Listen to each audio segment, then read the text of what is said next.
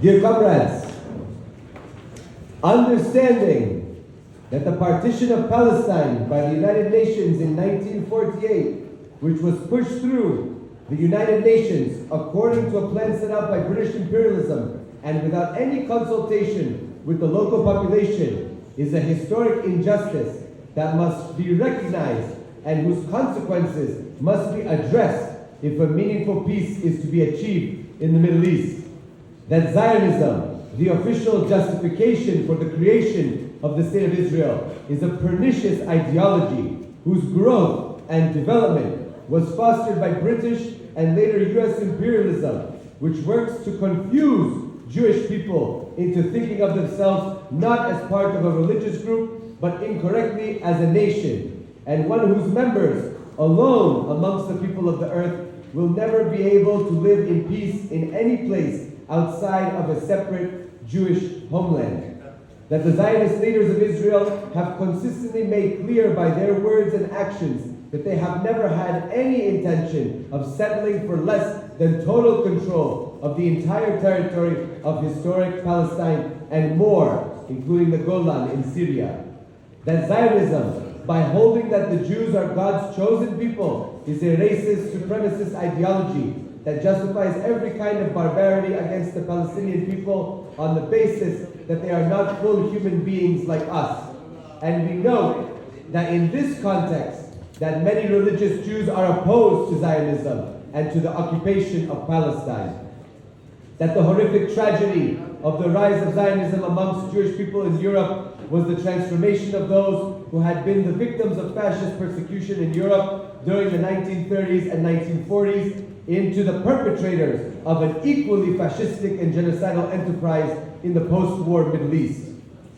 That with its passed laws, ghettos, segregated infrastructure, checkpoints and prison complexes, its conversion of the small areas of land that remain free for Palestinians to occupy into concentration camps surrounded by barbed wire and policed by tanks and fighter planes, and with its daily routine of violence and humiliation practiced against the native inhabitants, Zionism is the inheritor and continuer of such barbaric and inhuman regimes as Nazi Germany, settler colonial British Kenya, and apartheid South Africa. That Zionist Israel has been enabled to commit its terrible crimes unhindered because of the special function it performs for Anglo-American imperialism. That is, it acts as an armed outpost of imperialism whose fundamental role is not to protect the Jewish people, but to keep control of Middle Eastern oil for British and US oil monopolies.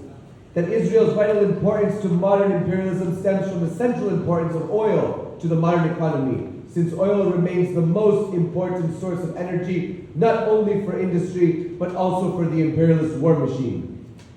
That this importance is reflected in the insistence of the imperialist ruling classes that every career politician in Britain, the European Union, and the USA must demonstrate their total loyalty towards Zionism, which is simply another way of expressing total loyalty to British and US imperialist interests.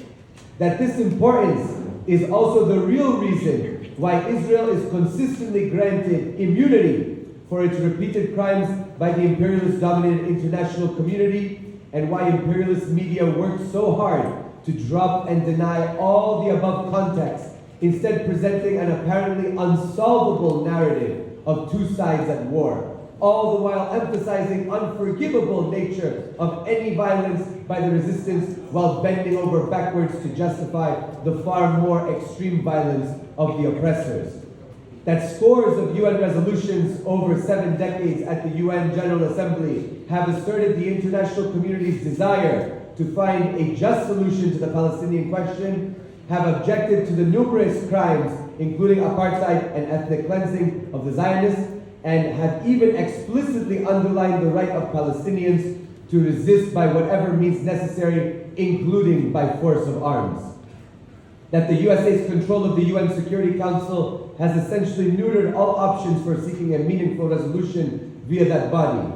That the genocidal nature of the Zionist state has been made clearer than ever by its recent response to the Al-Aqsa flood battle launched by resistance forces. This response has included the indiscriminate massacre of more than 10,000 civilians, half of them children, including refugee columns and those taking refuge in hospitals, schools, and UN facilities. Open calls by Israeli leaders to wipe Gaza off the map and attempts to implement a plan to transfer all of Gaza's 2.3 million people into the Egyptian desert. Fake atrocity propaganda claiming that the resistance has beheaded babies and massacred civilians, all of which have been debunked, but which continue to be referenced by Israeli and imperialist politicians and media. Israeli army killings of Israeli civilians in order to promote the narrative of resistance, barbarism, and to avoid the chance of them being taken prisoner to Gaza.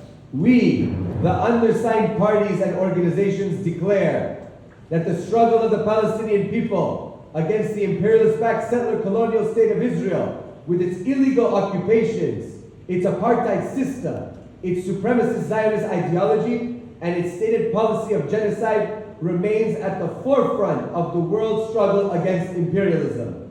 That the Palestinian people made huge sacrifices in the quest for peace when they signed up to the Oslo Accords in 1993, giving up 78% of their historic homeland in return for the promise of a viable Palestinian state on the 22% that remained.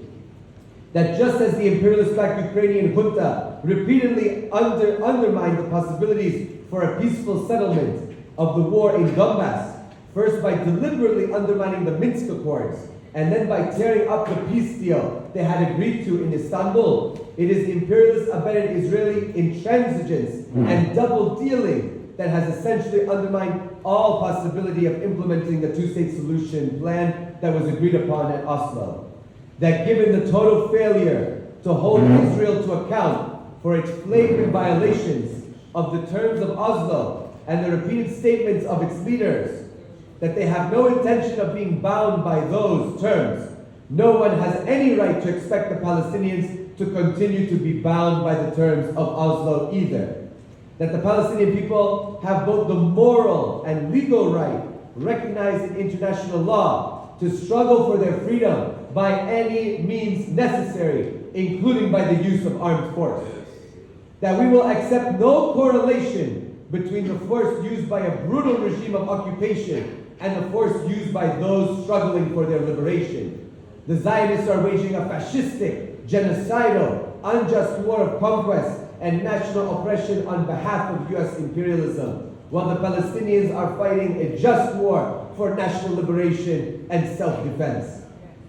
That given these facts, all progressive, anti-imperialist, and socialist forces have a duty to side firmly and unconditionally with the Palestinian people and to do everything in their power to provide them with material solidarity.